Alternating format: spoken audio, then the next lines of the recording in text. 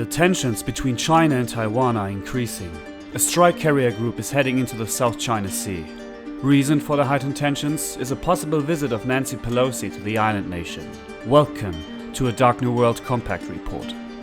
The American aircraft carrier USS Ronald Reagan and its strike group, including a guided missile destroyer and cruiser, set out from Singapore on Monday, heading towards the South China Sea in Taiwan.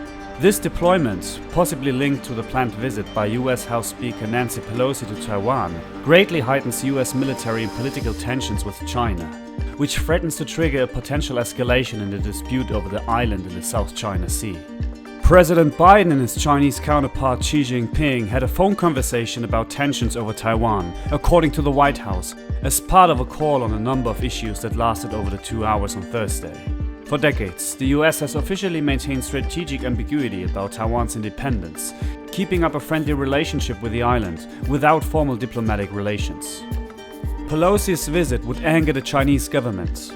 A visit by one of the highest representatives of a country could be seen as the US is recognizing Taiwan as a state, a red line for Peking.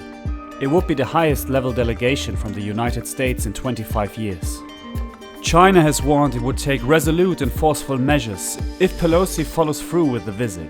US Defense Secretary Lloyd Austin said on Wednesday he had spoken with Pelosi and given her a security assessment, but any comments about a trip she might make to Taiwan would have to come from her office. Beijing considers Taiwan to be part of its territory and has never renounced using force to bring the island under its control. The divisions over Taiwan come at a time of several challenges between the two superpowers. The Russian invasion of Ukraine, US tariffs and Chinese expansionism in the Pacific.